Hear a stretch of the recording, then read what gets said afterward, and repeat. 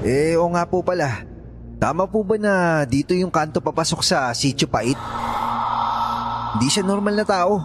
Sa palagay ko, nagpapanggap lang siyang manggagamot para mapagsamantalahan yung mga tao dito. Hindi ako huwad na manggagamot.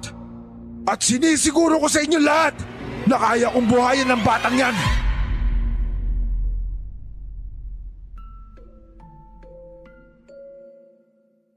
Kapag ba narinig mo ang salitang probinsya, ano ang unang pumapasok sa isip ninyo? Siguro gaya ko din kayo na kung hindi gustong magpahinga sa ingay ng syudad, magtatago naman sa kung anong dahilan. Nang matuklasan ko ang channel ninyo taong 2023, isinulat ko na agad ang karanasan kong ito.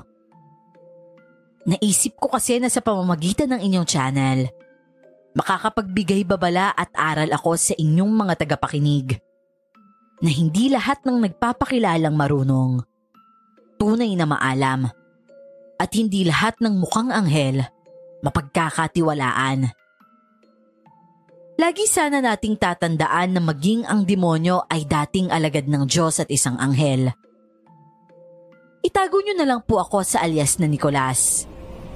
At ito ang aking kwento. Bago ko po simulan ang istorya, huwag kalimutang mag-subscribe bilang suporta sa ating channel.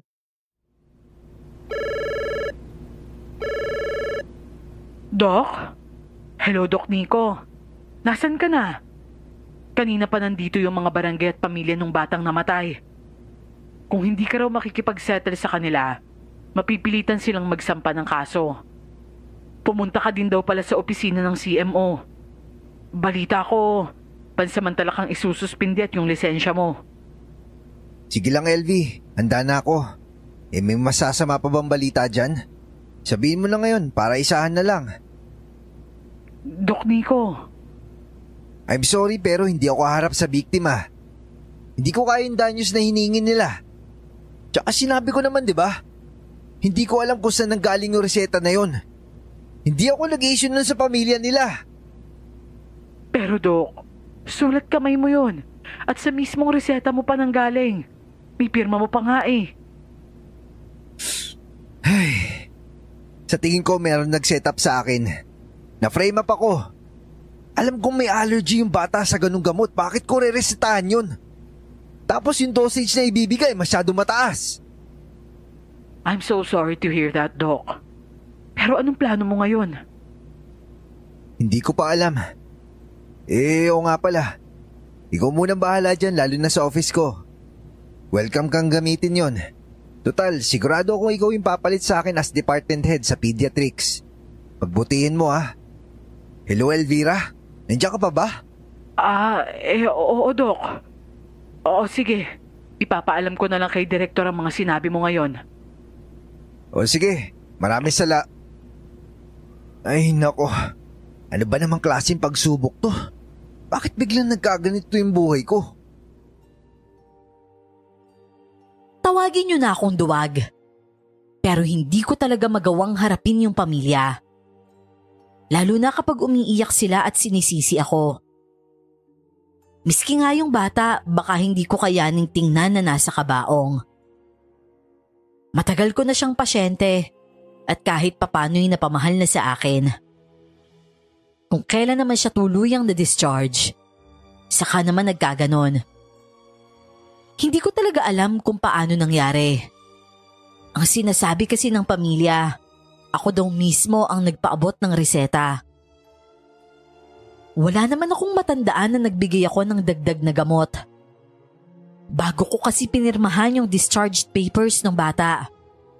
Maayos na kaming nakapag-usap ng mga magulang tungkol sa gamutan na gagawin sa bahay. Malakas na boses ng konduktor ang nagpabalik sa akin sa realidad mula sa malalim na pag-iisip. Marami na ang bumaba sa terminal pa lang. Pero ang ruta ko, nasa dulong bahagi pa ng probinsyang pupuntahan ko. Muli kong hinilig ang ulo sa sandalan ng upuan at pumikit. Tama ang iniisip nyo. Tumakas ako mula sa mga responsibilidad ko. Wala pa namang kasong naisasampa at hindi ko nahihintayin pa yon. Aaminin kong natakot ako ng mga panahong yon. Lalong hindi ako pahuhuli ng buhay at magpapakulong nang wala naman talaga akong kasalanan.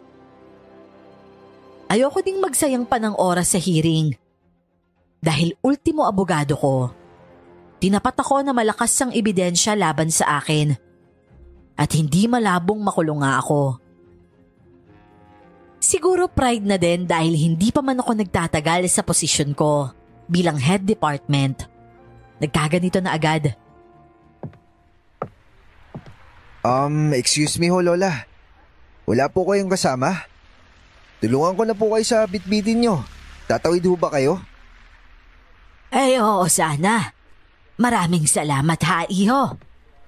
May gentleman pa palang natitira sa panahong to, ano? Naku, bata pa po, tinuturo na po yung pagtulong sa matatanda. Ayan na ho, nakatawid na ho tayo. O nga po pala. Tama po ba na dito yung kanto papasok sa Sitio Pait? Ay oo, iho. Paparoon ka ba sa amin? Oo. Tagaroon po kayo? Ay nako, buong buhay ko'y nandun na ako. May kamag-anakan ka ba doon? Kilala ko kasi halos lahat ng naninirahan sa sitio. Kaninong apo o anak ka ba?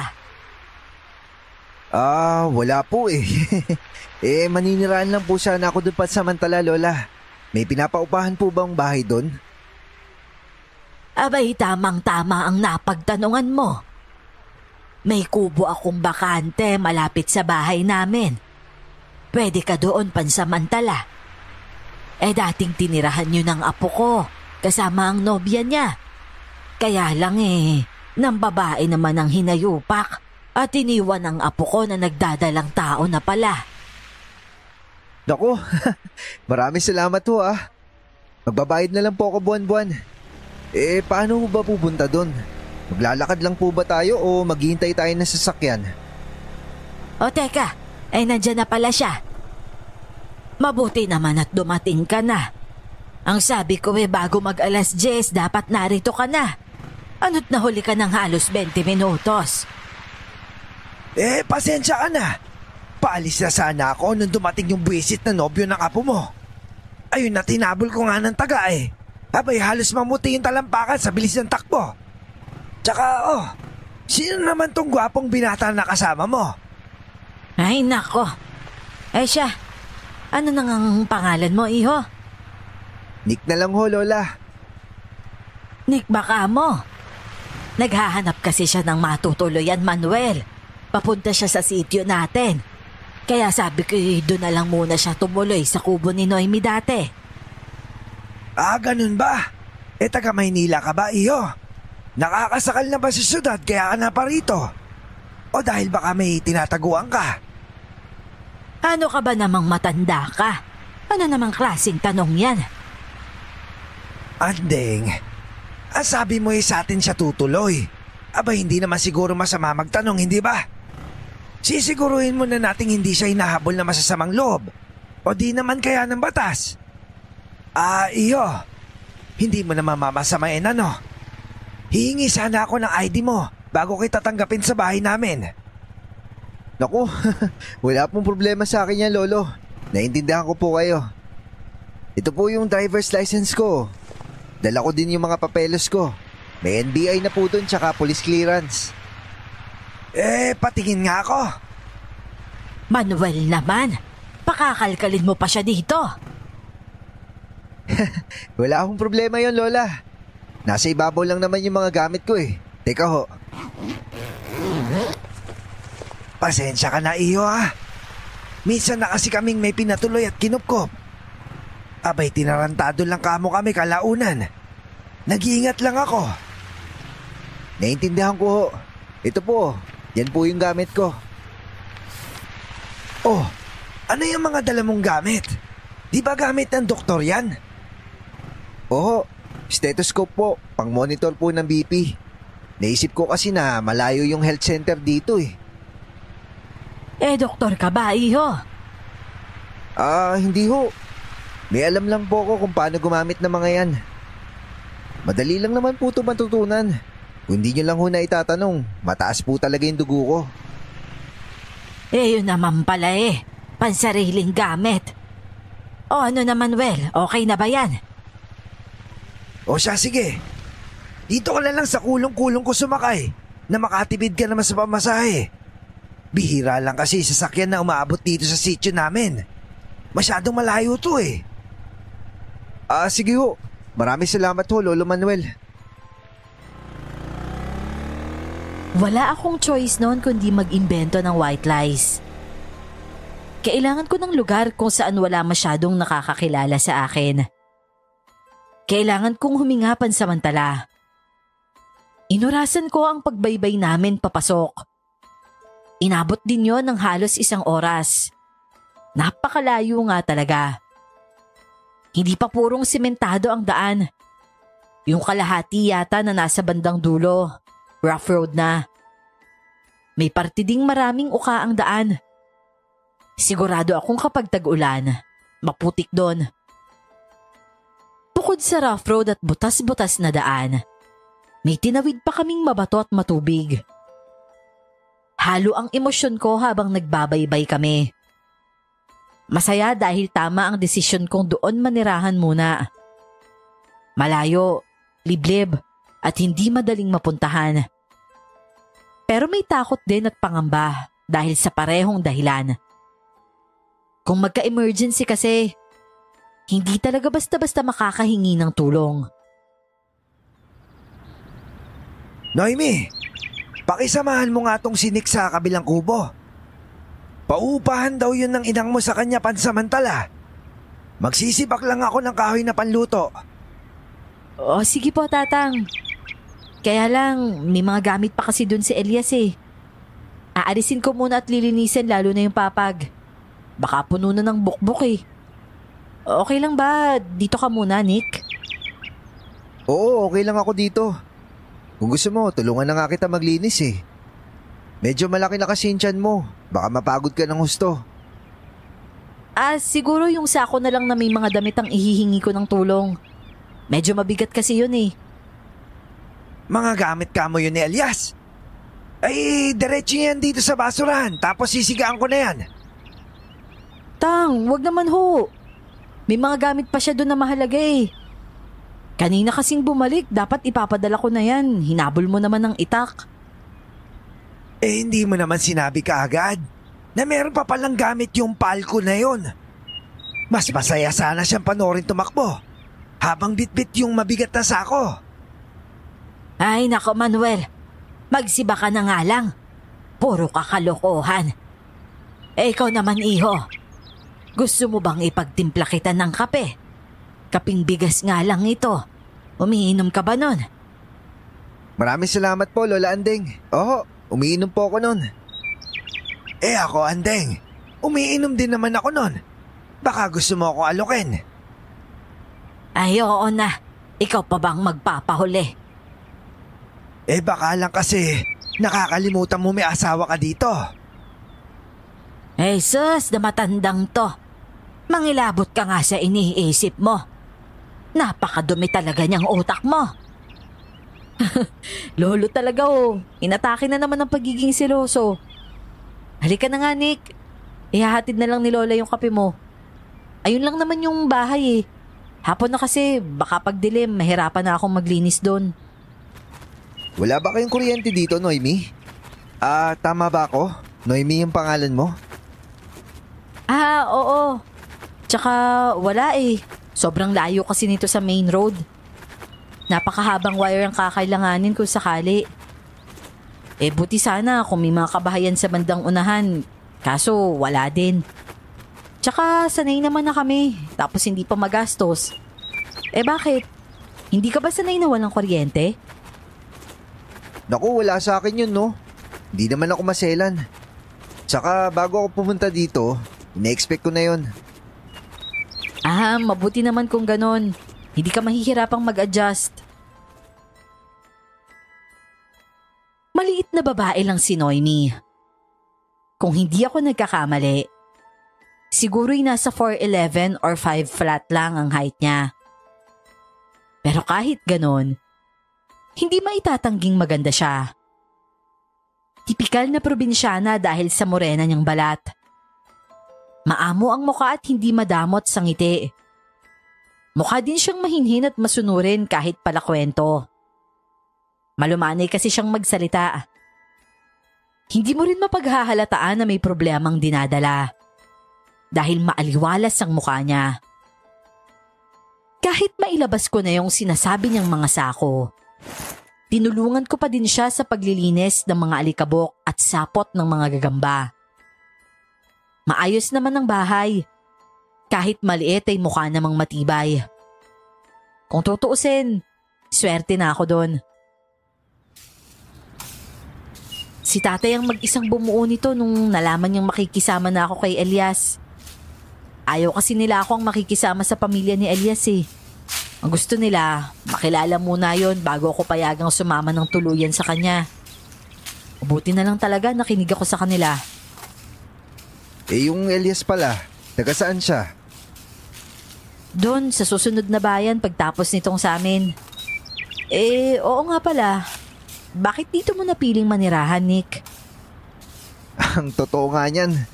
Naglista lang talaga ako ng mga random province tapos nag-mini-mini-mino mo lang ako.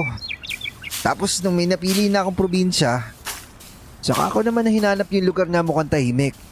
Kagaya nitong baryo nyo. Talaga? Mukha ka kasing mayaman at may pinag-aralan eh. Sana makayanan mo ang buhay dito sa amin. O ayan, malinis na. Maiwan na muna kita ha. Tutulong naman ako kay mamang sa pag-aasikaso ng hapunan namin. Teka muna sandali. Kunin mo na din yung bayad ko sa upa para sa 1 buwan. Makadagdag man lang sa panggastos nyo. 2,000? Ang laki naman nito. Eh hindi naman kalakihan tong bahay na uupahan mo eh. Baka nga 500 lang to. Eh maganda't matibay naman tong bahay eh. May sariling kusina. May extra panlamesa at upuan. Magiging ligtas pa ako at payapa ako dito. Eh sige, sasabihin ko na lang kay mamang. Yung banyo nga pala, nandun sa labas. Yung nakikita mong maliit na kubo-kubo. Tapos kapag maglalaba naman, dun lang sa ilog. Pwede ka na din dun maligo kung gusto mo. O sige, sasama na lang ako tuwing maglalaba kayo. Ah, okay, sige. Maiwan na kita dyan ha. Mula doon ay nakita kong inabot ni Noemi kay Lola Andeng yung pera. Nasa labas din kasi ito at kumukuha ng kahoy na sinisibak ni Lolo Manuel. Nakita ko ding nagulat siya. Maya-maya pa nga papunta na siya sa kubo ko. Marahas na lang akong napabugan ng hangin dahil mukhang ibabalik pa yata ang perang binayad ko. Itong ibinayad mo, hanggang 4 na buwan na. Eh tatagal ka ba ng ganun dito, iho? 500 lang po yung kubo nyo, Lola. Aba oo, eh bakit? Ayaw mo ba? Eh, hindi naman ho sa ganun. O sige ho, kung hanggang 4 na buwan po yan. Tatagal naman po siguro ako ng ganun. Asya sige. Magluluto na ako ng bulanglang. Ay kumakain ka ba nun? Sumabay ka na lang sa amin mamayang hapunan. Bulang lang ho? Ano hong luto yan, Lola? Ginataang gulay. Pinakbet na may gata. Tapos may kapartner na pinritong tinapa. Aba, mukhang mapaparami yata yung kain ko mamaya ah. Ay siya sige. Magpahinga ka na muna. Mamaya bago magdilim kakain na tayo. Bago magdilim? 4:30 pa lang ah. 5:00 kaya sila kumakain? Ba't ang aga naman? Pansamantala ay nalimutan ko ang problema. Napagod din kasi ako sa biyahe. Nang pumikit ako ay mabilis akong nakaidlip. Hindi ko na malayan ang oras nun. Naalimpungatan lang ako dahil naiihi na ako. Nagising akong may nakatabi ng kumot sa katawan ko. May kulambo din na nakapalibot sa akin. Wala sa sarili naman akong napangiti. Madilim na ang paligid at tahimik. At paglabas ko sa kwarto, nakita ko ang nag-iisang gasera. Nasa ibabaw yon ng lamesa kung saan may tila nakatakip din na kung ano. Paglapit ko doon, nakita kong pagkain pala yon. Nasa iisang plato ang kanin, gulay at 2 pirasong tinapa. Agad naman ako malamang sikmura ko. May tubig na din kasi doon at kutsara. Hinanda na at ang gagawin ko na lang ay kakain.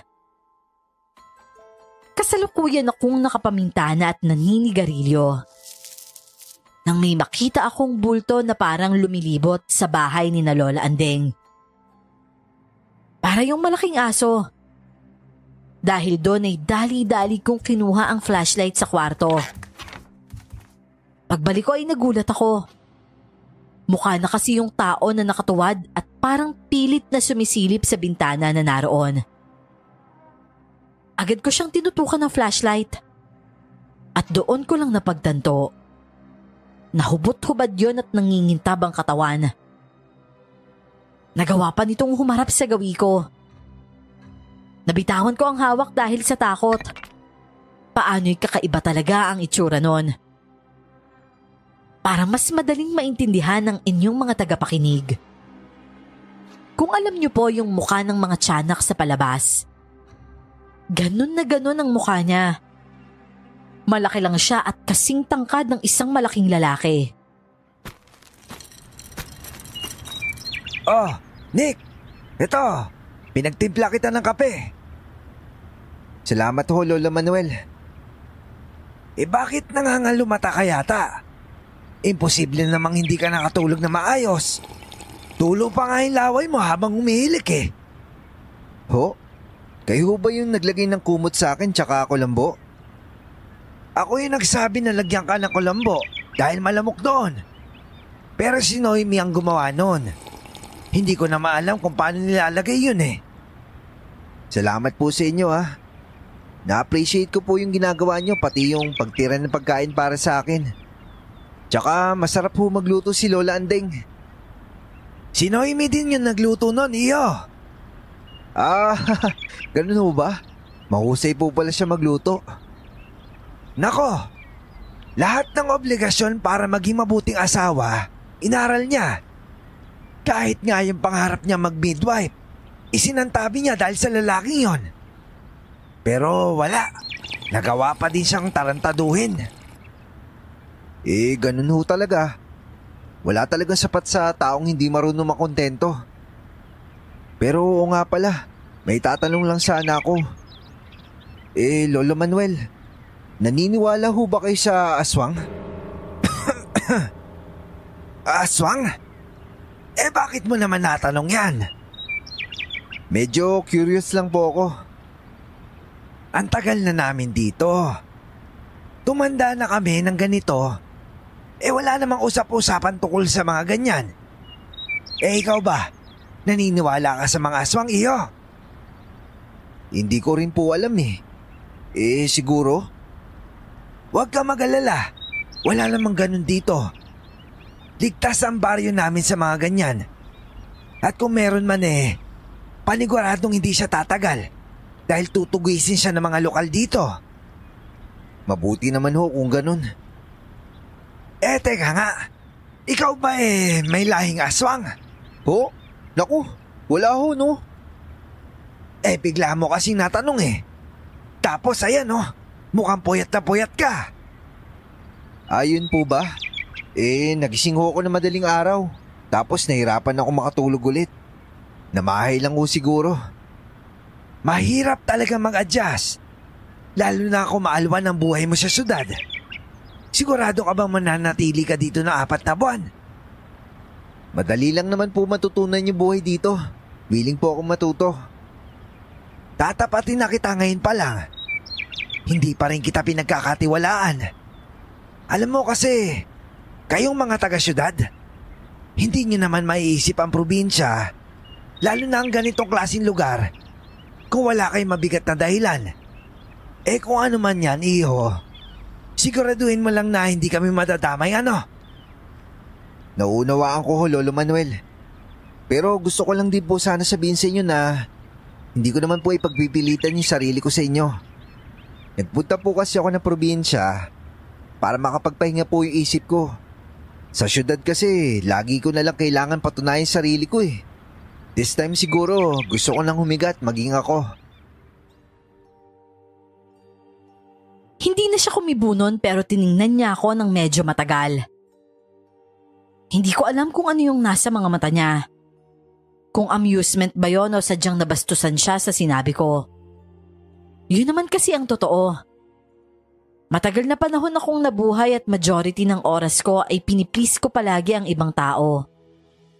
Pagkatapos, may tatarantado pa pala sa akin.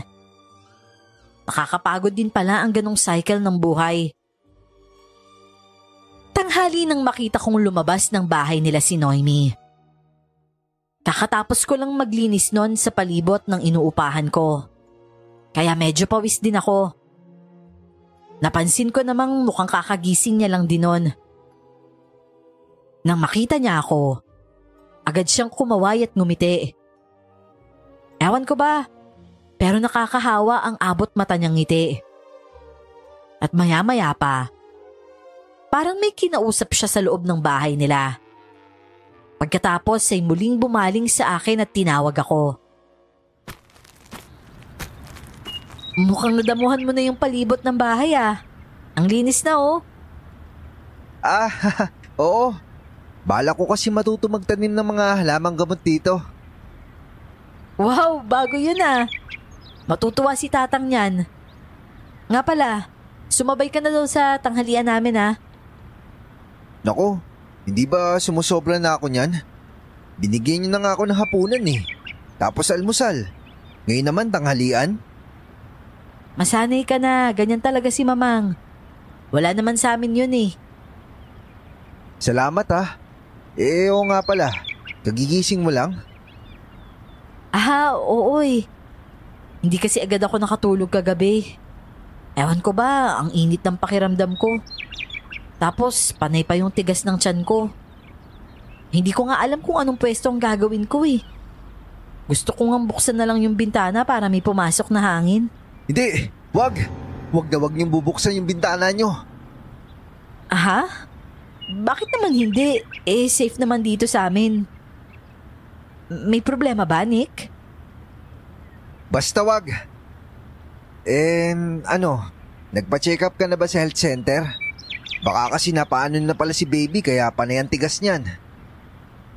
Hindi matatagtag lang kasi ako sa biyahe. Baka lalong kung mapano tong bata sa tiyan ko kapag nagkataon. Alam mo naman yung daan palabas at pabalik dito, di ba? Tapos pagdating sa kanto, medyo malayo pa yung barangay. Bukod dun, mainit pa. Ay nako, iisipin ko palang napapagod na ako eh. Nakahanda na ang hapag. Pumasok na kayo dito nang makakain na habang mainit pa ang mga pagkain. Tara na, nagugutom na kami ni baby. Nahihiyaman ay kinapalan ko na ang mukhang sumalo sa kanila. Doon ay mas naramdaman kong hindi ako nag-iisa. Napatunayan ko rin na maasikaso at maalaga ang maglola. Kitang-kita ko kasi sa kinang ng mga mata ni Lolo Manuel habang inaasikaso siya ni Lola Andeng at Noemi. Bilang lalaki, sa unang pagkakataon ay nakaramdam ako ng inggit. Galing ako kina paring Atong kanina. Yung bagong salta na malapit sa kanila. Mahusay daw pala yung manggagamot. Napagaling daw yung dumayo pa dito sa ating may sakit. Talaga? May dumayo dito para hanapin siya. Hindi ba't bagong salta lang? Paano nalaman kung nasaan siya? Yun nga din yung tanong ko sa kanila eh. Ang sabi naman yung kaibigan pala nung may sakit, dating kliyente nung Lawin kaya nabisuhan ko sa siya lilipat. Aba maigi naman pala at may napadpad na albularyo dito sa atin ano? Kahit papano'y may malalapitan ng mga tao. Go, Andeng! Kaya tagal na natin nabubuhay dito. Wala naman tayong albularyo o manggagamot na kilala. Pero tumanda pa din naman tayo walang sakit, di ba? Ano bang sinasabi mong walang sakit? Eto nga't parehas ng nananakit ang mga tuhod at kasukasuan natin. Okay lang yan. Natural lang yan dahil may edad na tayo. Ang importante nadadaan pa rin yan sa hilot at romansa. Ay nako, Diyos ko po. Umandar na naman yung pagkamanyak mo. Pagpasensyahan na ninyo ano? Siguro'y nabulag na itong matandang ito at hindi napansing may iba kaming kasama dito. Sus! Alam na nila yung mga tungkol sa bagay na yan. Ayan nga't ang laki na ng ebidensya ng apo mo. Tsaka ito naman si Nick. Imposible namang wala karanasan niya sa babae.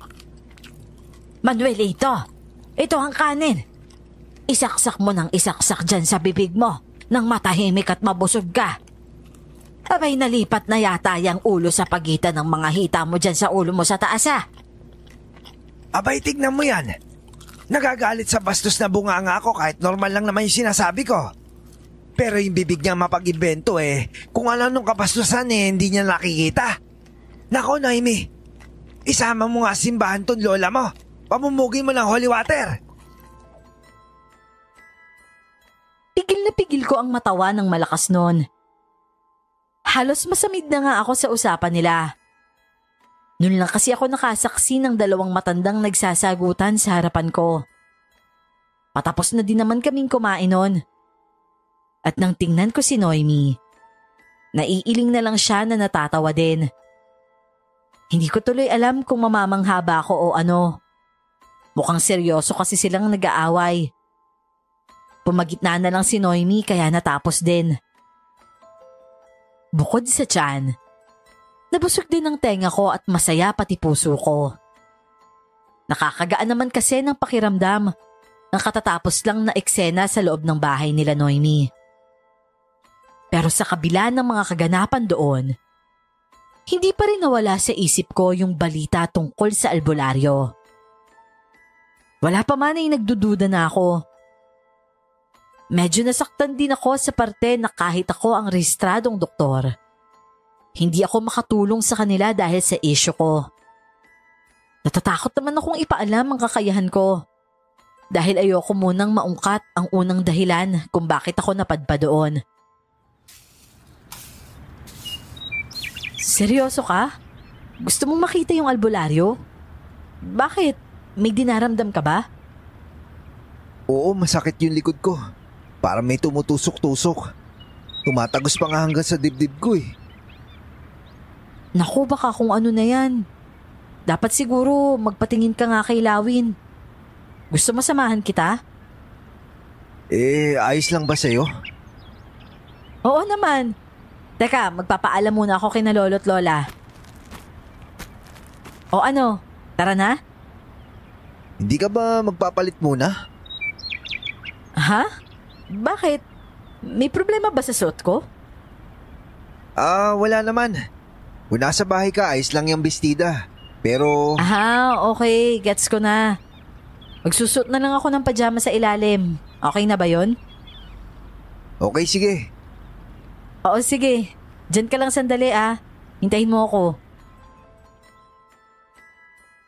Lagpas tuhod naman yung suot niyang bestida. Yun nga lang, hindi talaga ako komportable na isama siya na nakasuot lang ng ganon. May pagkakataon kasi na humahangin at doon nahahantad ang makinis niyang mga binti. At paglabas niya ulit, tuluyan na akong napangiti. Naka-jacket na kasi siya at pajama. Halos balot na balot naman ang buong katawan. Sigurado ka bang yan yung susuot mo? Tanghaling tapat Ang gulo mo Pero okay na yan. Tara na. Nagpatiuna na siya sa paglalakad. Sa suot niyang yon, hindi mahahalatang buntis siya dahil makapal at malaki yung jacket. Isinuot niya pa yung hoodie nun at panay ang post sa daan na akala mo ay isang gangster. Doon ko napagtanto, nagkamali ako ng husga sa kanya. Hindi siya mahinhin kumilos. Ang totoo, maliksi siya. Kumbaga sa bata, matatawag mong bibo. Oh, kayong bagong dating, mauna na kayo. Nararamdaman kong may mabigat kayong dinadala. Ano may paglilingkod ko sa inyo? Naku, hindi po ako. Ito pong kasama ko, may isasangguni sana. Ganun ba? Walang problema yon. Pero sasabihin ko na din sa inyo na hindi normal yung kalagayan na dinadala mo. Ha? Teka, ano pong sinasabi nyo? Paano mo nalaman? Noemi, halika muna dito. Kailangan ko mahawakan ng tiyan mo para maramdaman ko siya. Halika! Teka lang. Pasensya ka na ha. Pero kabilin-bilinan kasi ng lolo't lola namin na hindi pwedeng mahawakan na kahit sino yung tiyan niya. Sana maintindihan mo ha. Saka kung pwede, ako na lang yung bigyan mo ng gamot. Yung gamot sana para sa kirot. May parang tumutusok-tusok kasi sa likod ko eh. Tumatagos yung sakit hanggang dibdib ko. Ay, kinukulam ka dahil sa pagiging pakilimero at bida-bida mo. Kung hindi ka matututo, baka ikapatay mo pa yan. Naku, totoo ba yan? Nakakatakot naman pala. Ano ba dapat kong gawin? Alam mo kasi, hindi ko alam kung matutulungan kita. Mga natural lang nakaramdaman kasi yung kaya kong gamutin at hindi yung sinasadyang ilagay sa katawan ng tao. Kahit sana ano, huwag kang mag-alala. Magbabayad naman ako eh. O siya, sige. Susubukan ko yung magagawa ko mamaya. Ipag-oorasyon kita. Naku, maraming salamat ha. Tatanawin ko malaking utang na loob yan. Yung unang pabayad pala, ipapaabot ko na lang kay Lolo Manuel ha. Nasa bahay kasi yung pera ko eh. Tsaka hindi na rin pala kami magtatagal. Salamat ulit ha. Hindi pa nakakakibo yung huwad na manggagamot. Niyakag ko na kaagad paalis nun si Noemi. Oo, huwad nga. Yun agad ang napansin ko sa simula pa lang. Bumabase kasi siya sa mga isinasagot ng pasyente sa kanya. Sa aming mga doktor, malaking bagay ang pagsasabi ng mga pinagdaraanan o dinaramdam para magkaideya kami sa maaring sakit ng pasyente. Kinukumpirma na lang yon ng mga pisikal na pagsusuri at mga laboratories. Parang ganun lang din ang nagpapakilalang manggagamot na yon. Nang huhula siya ng karamdaman, sa kanya kukumbensihing mapapagaling niya ang mga ito. Paano mo ipapaliwanag yung napagaling niyang dumayo pa dito? Kung huwad siya o nagpapanggap lang, saan na hindi gumaling yung tao? Bulag daw, di ba? Hindi kita ba inipilit maniwala sa akin, Noemi? Gusto lang kitang balaan dahil sa syudad, nagkalat yung mga tulad ni Lawin. Lalo na sa simbahan ng Quiapo. Sobrang dami nila dun. Karamihan pa nga para patunayan na kunwari may kakayanan sila manggamot.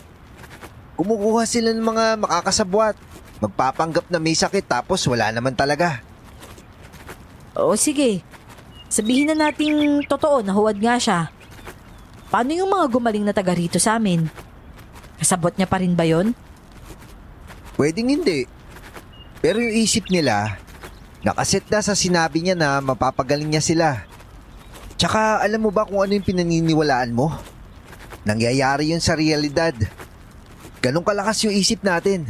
At madalas, yan yung ginagamit ng mga mapagsamantalang tao. Hindi ba ang mahalaga lang naman gumaling ang may sakit? Kaya huwad pa siya o ano, ang importante, nakakapagbigay siya ng pag-asa sa mga kababaryo naming matatanda. O di kaya may sakit na laging laman ng isip mamamatay na lang sila na hindi nakakaranas magamot. Yung sinabi mo ba kaninang nararamdaman mo, totoo ba yun o gawa-gawa mo lang? Totoo yun. Pero alam ko naman kung ano to. Sinusubukan ko lang yun. Narinig mo naman di ba? Nasabi niya baka nakulam daw ako. Alam ko namang sinabi niya lang yun dahil pinigilan ko siyang hawakan yung tiyan mo eh. Tsaka sino naman yung gagawa sa akin nun sa Maynila kung sakali? At isa pa yan, May sinasabi siya tungkol sa baby ko pero pinigil mo. Paano kung may mali nga sa anak ko? Magagamot mo ba? Pinoprotektahan lang kita at baby mo, Noemi. Kaya kong protektahan ng sarili ko at ang anak ko. Kapag kailangan ko ng tulong mula sa ibang tao, nagsasabi naman ako eh. Ayoko kasi ng pinangungunahan ako. Hindi na ako nakakibunon. Parang may nasaring siya sa pagkatao ko. Nabigla na lang nagpabagsak ng enerhiya ko. Sasabihin ko pa sana sa kanya yung bagay na napansin ko dun sa lawin. Pero dahil ramdam ko na parang mukha na akong kontrabida sa paningin niya, hindi ko na tinuloy. Yung katotohanan nga lang na sinasabi ko kanina, pwedeng hindi niya pinaniwalaan. Yung tungkol pa kaya sa nilalang na nakita kong lumibot sa bahay nila nung nagdaang gabi. Dahil nauna na din siya sa paglalakad, binagalan ko na lang ang mga hakbang ko. Masyado yata akong naging mabilis sa mga bagay-bagay. Kung bakit naman kasi sa loob lang ng wala pang 24 oras, naging magaan na ang loob ko sa kanila. Pakiramdam ko, ganun na kami katagal magkakilala. Ipinilig ko ang ulo sa naiisip. Kinalma ang sarili at pinuno ng hangin ng dibdib. At marahas din yung ibinuga kalaunan. Mahilig ka pala magbasa. Tungkol saan naman yan? Mga herbal medicine ho. Kung paano po mag-alaga sa bakuran. Talaga? Abay tama-tama yan. Kung hindi mo na itatanong mayaman yung lupa dito. Kaya nga po pansin ko ang bilis tumubo ng mga damo dito. Tsaka kapag po pala pupunta si Lola Andeng sa bayan, sasama po ako para makabili ng pananim. Nako, 1 beses lang sa 1 buwan yan kung gumawi sa bayan. Kailangan hindi pa nag-uulan. Ayos lang ho yun. Pakisabihan na lang ho ako kung magagawi siya doon. O nga po pala, pwede po bang makiabot nito kay Lawin? Sabi niya kasi oorasyon na niya yung nangyayari sa akin para gumaling ako. Nako iho, ayoko mo nang gumawi doon. At panigurado mayayaya na naman nila ako sa inuman. Baka marinig mo magwala yung Lola Andeng mo. Nako, parang hindi tumanda yan. Armalite pa din yung bunganga niyan. Nako, delikado nga ho. Sige po, ako na lang. Saan ho ba banda yung bahay niya? Para maihatid ko naman ng personal yung bayad.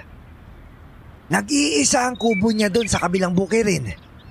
Makikita mo naman agad yon. Dahil isa lang ang bahay doon na napapalibutan na maraming puno. Sa pagkakaalam ko ginawa siyang bantay sa sakahan nila kagawad. Ganun ho ba? Doon po yung daan? Oo, baybayin mo lang yan. Paglabas mo dyan kumaliwa ka tapos dire-diretso na. Teka nga pala.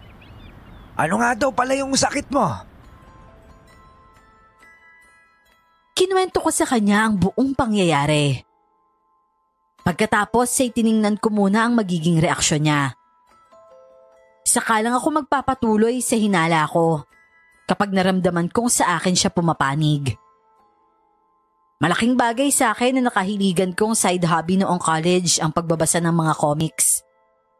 Madalas akong makainkwentro ng horror stories doon at kadalasan ay may aswangan din. Matagal na yon, pero naaalala ko pa naman yung mga detalye kung paano nalalamang may aswang sa paligid o kung aswang ba ang isang tao at ano ang mga pangontra sa kanila. Hindi ko naman inakalang totoo pala ang mga yon at magagamit ko ang mga nabasa ko sa lugar na yon. Kung sinubukan niya haplusin yung tiyan ni Noemi, paniguradong hindi niya lang yung basta papakiramdaman. Hindi naman siya midwife o nagpapaanak talaga, hindi ba? Anong alam niya sa mga nagbubuntis? Yun na nga rin ho yung iniisip ko, Lolo Manuel. Wag ho kayo mag-alala. Hindi niya naman po nagawang hawakan si Noemi. Napigilan ko po kagad. Mabuti naman kung ganon. Maraming salamat sa pagprotekta sa apo ko Wala ho yun. Basta pag-ingatin niyo lang po palagi si Noemi. Tsaka hanggat maaari, huwag din bubuksan yung bintana sa kwarto niya. Salamat sa pag-alala. Ako nang bahala sa kanya. Alam mo, iba din talaga yung pakiramdam ko sa Lawin na yun eh. Lagi ba naman nakashade na itim? Ano ba yon? Bulag ba yon? Ang hirap makipag-usap sa taong hindi mo nakikita yung mata. Ayaw magpakilala. Sigurado ako na may nililihim yung isang yon.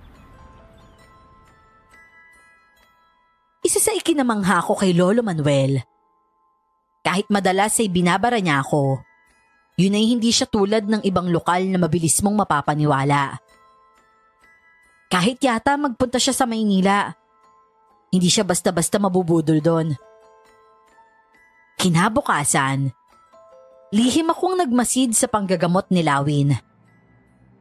Isang malawak na bakuran ng lokal doon ang pwesto kung saan siya nanggagamot. Mas malapit kasi yon sa mga kabahayan. Doon pa lang, marami na akong napansing kakaiba sa kilos niya.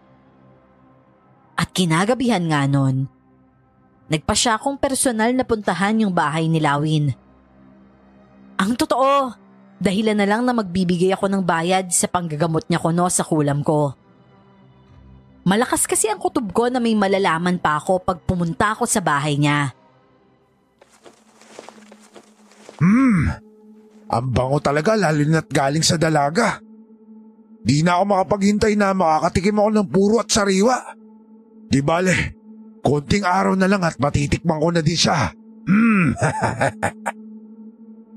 Anong ginagawa niya? Teka, tama ba yung nakikita ko? Telang may bahid ng dugo? Yun yung dinidilaan niya? Hindi kaya napkin yun na babae? Walang niya, nababaliw na siya. Pero bakit gano'ng kahaba yung dila niya? Naku, hindi kaya siya yung nilalang na nakita ko nung nagdaang gabi? Sino nandyan? Naamoy kita ha? Naririnig ko yung malakas na kalabog ng puso mo. Sigurado ako natatakot ka na't kinakabahan. Lumabas ka dyan! Magpakita ka sa akin! Pag-uusapan natin to!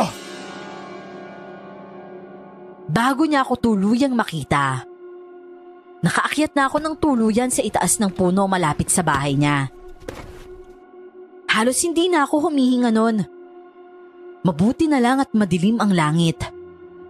Wala ding buwan kaya nagawa akong ikubli ng makakapal na dahon. Nang tumingala siya at tumitig sa gawing kinaroroonan ko, nakita ko pang umilaw ng kulay pula ang mga mata niya. Kasunod nun ay ngumisi siya. Lumitaw ang matatalas niyang ngipin at parang nakikita niya ako. Lawin? Lawin, nandiyan ka ba? Mang Manuel? Kayo ho pala. Anong atin? At napadpad pa kayo dito ng gabing-gabi? Nako, pasensya ka na ha. Naabala ba kita? Medyo. May naligaw po kasi yatang pusa dito sa bakuran ko. Alam niyo namang ayoko ng pusa eh. Bakit ho ba? Yung apo ko kasi si Noemi. Sumasakit yung tiyan niya. Maaari mo ba siya matignan? Yung apo niyo humbuntis? Abay oo naman ho. Nasaan po ba siya? Nasa bahay kasama ng asawa ko. Tara na, baka mapaano pa yon. Oo, sige ho. Nakita ko pang palihim akong sinulyapan ni Lolo Manuel sa kasya sumenyas na bumaba na ako at umuwi. Nakaramdam ako ng guilt. Ginamit niya pa yata si Noemi para lang mailigtas ako. Nang masigurong wala na sila, bumaba na din ako. Sa likod ng bahay ako tuluyang bumagsak dahil nagpadulas na lang ako noon mula sa bubungan ng bahay ni Lawin. Pagtayo ko, sinalubong naman ako ng mahihina pero galit na angil ng kung anong nilalang. Mula sa tila maliit na kulungan, ilang pares ng mapupulang mata ang nasilayan ko. Parang mga kuneho yon, pero umaangil at nanlilisik ang mga mata. Dumiretso ko sa bahay nang hindi gumagawa ng ingay. Kita ko mula sa labas na kinakausap ng mag-asawa si Lawin at nakatalikod naman yon sa gawi ko. Pagpasok sa bahay, agad akong nagbihis dahil puro putik ang suot kong short nun. Saka pa lang ako nakahinga ng maayos. Ano ba kasing pumasok sa utak mo't nanilip ka sa bahay ni Lawin? Alam mo ba kung gaano nag-alala si Tatang sa'yo? Magbabayad lang naman sana ako noon. Kaso, nasilip ko siyang dinidilaan yung ewan ko. Nick, ano ba? Ano pa bang dapat mong ilihim sa amin? Pati ako, muntik nang mapahama kagabi. Mabuti na lang nagawa akong proteksyon ng yung tiyan ko. Nilagyan ko ng makapal na unan sa ibabaw kaya hindi niya direktang nahawakan. Hindi ka naman kasi maniniwala kahit sabihin ko Pero salamat sa ginawa ni Lolo Manuel. Salamat sa ginawa niyo. Una't huli na yon, Nick. Ngayon, sabihin mo sa akin kung ano yung nakita mo sa bahay niya. May dinidilaan siyang tela na may dugo. Hindi ko nga alam kung ano yun Medyo mahaba. Basta, hindi siya normal na tao. Sa palagay ko, nagpapanggap lang siyang manggagamot para mapagsamantalahan yung mga tao dito. Kung sa palagay mo hindi siya normal na tao, ano siya? Siguro aswang? Sinabi ko din sa kanya yung nakita ko nung unang gabi ko doon. Tahimik lang naman siya at parang nag-iisip ng malalim. Sa palagay ko naman, kinoconsider niya na ang mga sinasabi ko noon. Nang bigla na lang humahangos na dumating si Lola Andeng. Kahit may edad na ay nagagawa pa din talaga nitong makatakbo ng mabilis. Oh, Mamang! Ano't parang hinahabol kayo ng pinagkakautangan nyo? Sira ulo kang bata ka. Nag-aalala na nga ako sa iyo'y nagagawa mo pa akong lokohin. Kumusta ka naman ba? Okay ka lang ba? Ang tiyan mo, hindi naman ba sumasakit? Ayos lang naman po ako, Mang. Teka nga lang ho. Huminahon ho muna kayo. Ano po bang problema? Si Tere, yung anak ni Kapitan. Hindi ba't buntis din yon at nauna lang ng ilang buwan sa'yo? Oo, mga 2 buwan siguro. Bakit ho ba? Anong kinalaman nun at hingal na hingal po kayo? Abay, kagabi daw bigla na lang sumasakit ang tiyan. Ngayong umaga'y pinatawag si Lawin para sana tingnan ang magagawa kung magagamot ba. Ang nangyari, nakunan daw. Bigla na lang lumabas yung sanggol. At ang nakakapagtaka dun halos durog daw yung buto ng sanggol. Hindi nga po, Mang. Kumusta po siya ngayon? Yung baby niya, nasa na? Hindi rin ako sigurado. Narinig ko lang na hinimatay daw si Tere. Tapos yung sanggol daw dinala na daw ni Lawin para ipagdasal at ibaon.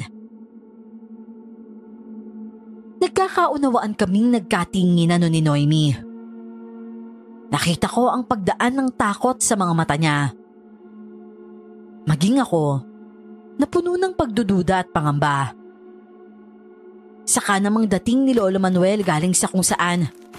May bitbit siyang troso noon na marahil ay gagawing panggatong. Pumayag ho si Kapitan na dalhin yung apo niya ng ganun-ganun lang? Pumayag naman daw si Kapitan na dalhin yung pitos.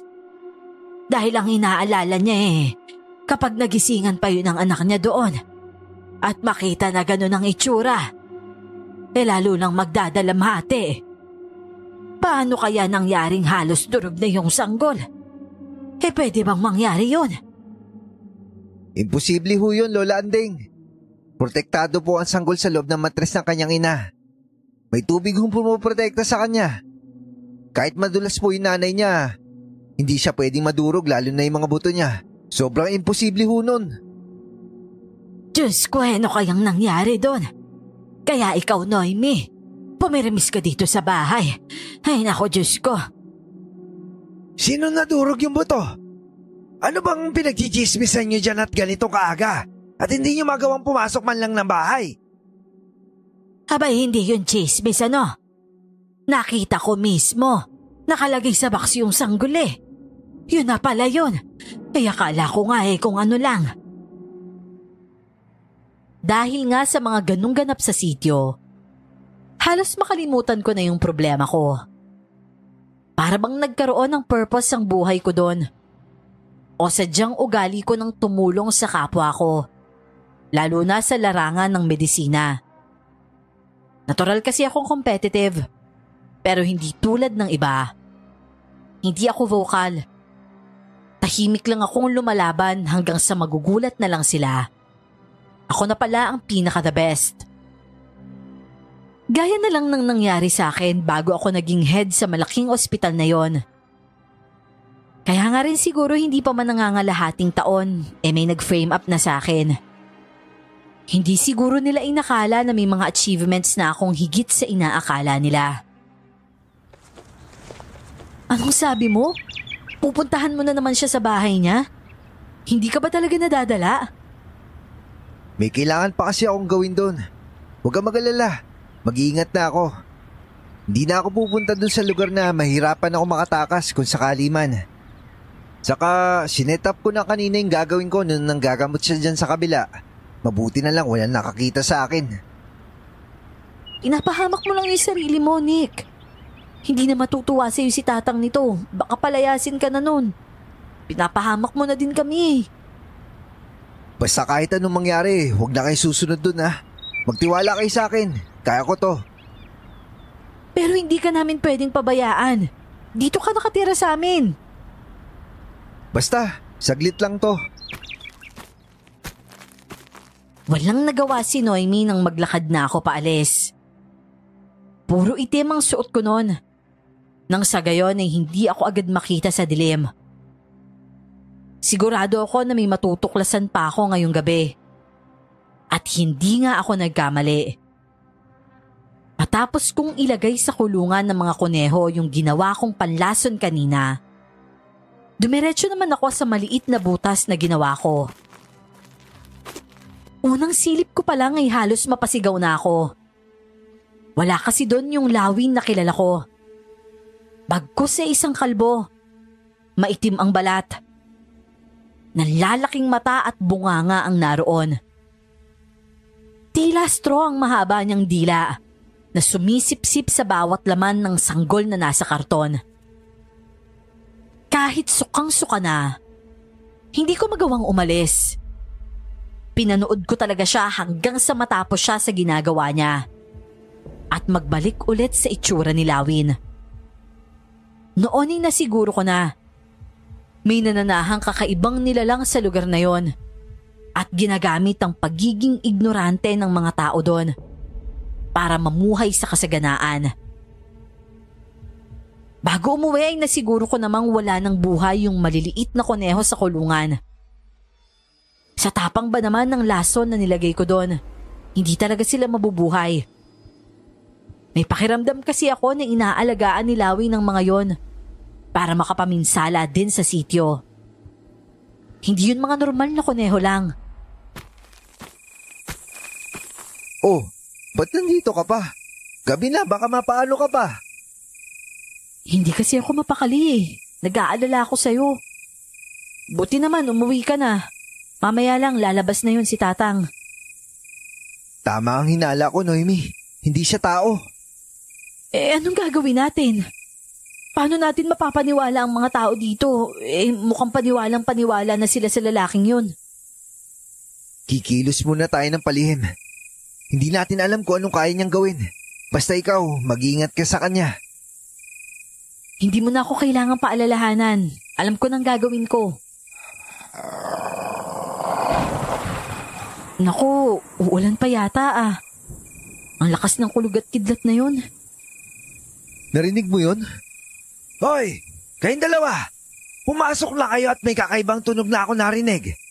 Lalo ka na, Apo. Halika na dito. Opo, nandiyan na po, Tatang. Pumasok ka na doon, Nick. Hinintay ko munang makapasok si Noemi noon bago ako tumakbo sa bahay ko. Doon ay matyaga akong nagbantay sa bintana habang nagpaplano ng gagawin. Kailangan kong mapatunayan na hindi tunay na manggagamot si Lawin. Kung gagamitin ko lang ang kaalaman ko, siguradong madali lang ang lahat. Pero bukod sa kulang ako sa mga kagamitan, wala din namang mga gamot na maibibigay sa mga tao. Hanggang sa napapitlag na naman ako dahil sa alulong na humahalo sa lakas ng ulan. Hindi yun basta aso lang. Masyadong malakas at mahaba ang tinig na yon kumpara sa mga normal na aso. Maya-maya pa, may nakita na akong parang dambuhalang palaka na patalon-talon sa paligid. Ang lalaki ng talunon, kasing taas ng mga bahay. Kung hindi matalas ang paningin ko sa dilim, malamang hindi ko yun basta mapapansin. Maliksi kasi ang kilos noon at mabilis din. Napagtanto kong nagwangis halimaw na naman siya at tila may hinahanap na kung ano. Dahil doon, kaya dali-dali kong isinara ang bintana at nilock. Napangisi ako dahil alam kong naisahan ko na siya. Kilala ko na kasi ang pagkatao niya. Habang ako, hindi niya man lang kilala kahit sa muka. Pagkatapos ko kayong bigyan ng pag-asa sa mga karamdaman nyo, ito pang igaganti nyo sa akin? Ang palihim na lasunin yung mga alaga ko? Sino may gawa nito? Umamin na baka sakaling mapatawad ko pa yan! Kung gayon, walang gustong umako ha. Sige, dahil sa nangyari, 1 buwan akong hindi manggagamot at hindi rin ako mamimigay ng libreng gamot para sa lahat. Napangisi ako at saka nagpa siyang umalis na. Naiiling ako na natatawa. Talaga nga palang gusto niyang kontrolin ng mga tao sa lugar na yon. Masasabi kong matalino siyang uri ng aswang dahil naisipan niyang gawin ang bagay na yon. Yun nga lang, malas pa din siya dahil nataong naroon din ako. At biglang may puso na ako sa pagbibigay serbisyo sa mamamayan. Hindi ko talaga makontrol ang sarili ko na makialam. May nakukuha kasi akong satisfaction doon na hindi ko nakukuha sa kahit na anong bagay. Aarkilahin mo ka mo? Ibig mo sabihin, ikaw na lang yung pupunta sa bayan? Kaya mo ba? Okay lang naman po sa akin. Kaya ko naman humawak ng ganyang motor. Pero kung gusto niyo pong sumama, mas okay po dahil ang haba din kasi ng biyahe. Masaya po ako na may makakausap ako. Tamang-tama. Kailangan ko na din mamili ng fertilizer, tsaka pamuksa sa mga peste. Ano bang sadya mo sa bayan? Maghahanap po ako ng mga maitatanim na halaman. Yun naman pala eh. Tama-tama. Sandali lang ha. Magsasabi lang ako kay Andeng ano. Alam mo naman yung matandang yon. Saglit lang ako mawala sa paningin eh. Hindi na magkanda-ugaga na hanapin ako. Ang akala yata may papatol pa sa tulad kong kulubot na. May ilang minuto ding nagtagal si Lolo Manuel sa loob ng bahay nila. At paglabas niya, nakabihis na din siya.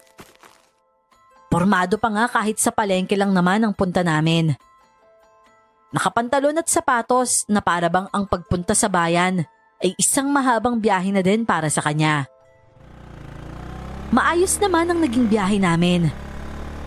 Nakabili na ako ng mga aalagaan kong halamang gamot.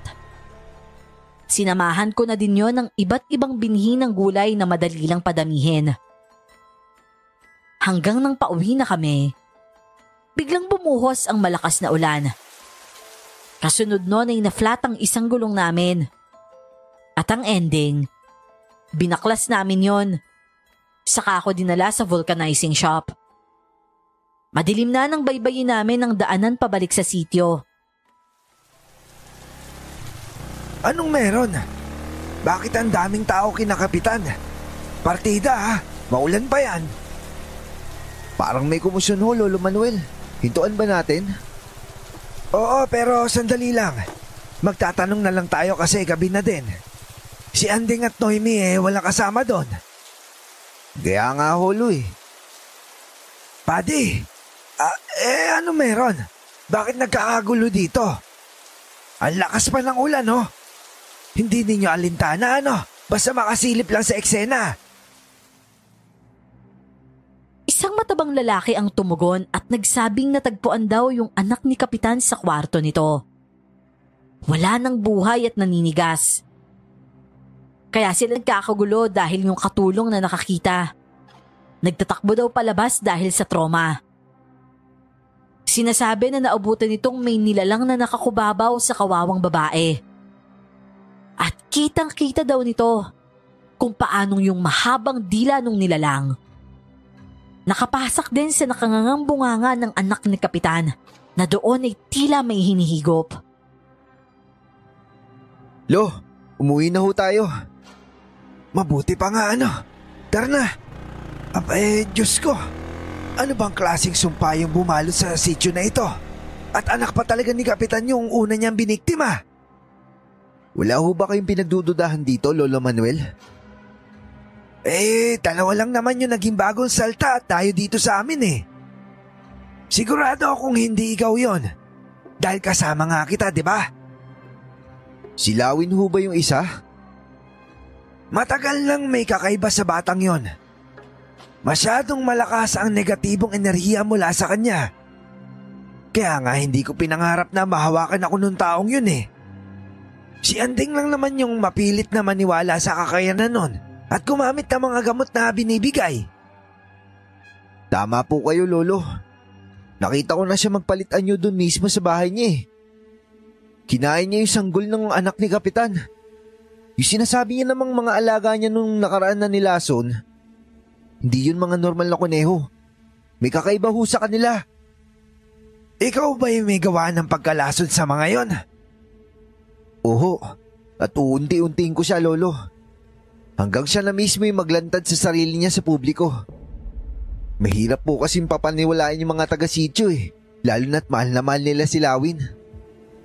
Naniniwala na ako ngayon na tama-tama ang pagdating mo sa baryong ito, Nick. Pinadala ka talaga dito sa baryo namin. Nang sa gayon hindi kami tuluyang malunod sa kabaliwan ng animal na yon. Iisa-isahin pa yata kaming gagawing pagkain. Oo nga ho eh. Oh, nandito na po tayo, Lo. Tulungan ko muna kayo magbaba ng mga pinamili natin. Oo, doon na lang muna sa tapat ng bahay. Hindi yan mababasa ng husto doon. Andeng! Naime! Pahingi naman ako ng tuyong tuwalya. Tapos pagtimpla niyo na rin kami ng kape. Abay, nanginginig na yung kalamnan ko sa pagkababad sa ulan. Maging ako man ay nanginginig na sa lamig nun. Pero hindi naman pwedeng hayaang mababa din ang mga halaman. Tsinaga ko talaga yung i-organize muna sa harapan ng bahay nila Lolo. Parang maliit na balcony kasi doon at nagkasya naman lahat ng pinamili namin. Kinabukasan naman, sinimulan ko ng lihim na magbahay-bahay. Chine-check up sila nang hindi nila nalalaman. At pagkatapos ay saka ko sinasuggest yung herbal na gamot base sa librong nabasa ko. Ang ilan naman kasi doon, nasa bakuran lang din nila. Ang totoo, pwede akong mamili ng gamot kahit saan. Doktor ako at kaya kong gumawa ng reseta. Pero nung mga panahong yon, takot talaga akong maungkat ang issue tungkol sa akin. Sa isip ko noon, baka kadikit na ng pangalan ko bilang doktor ang issue ng pagkamatay ng pasyente ko. Ang galing pala talaga nung gamot na binigay mo dun sa bata, no? Halos dumudugo na yung ilong at tenga. Ngayon, tignan mo. Ang lakas niya na. Nakakatakbo na ulit. Ilang araw lang yun Mabisa talaga yung katas ng dahon ng lalaking papaya sa may dengue, Noemi.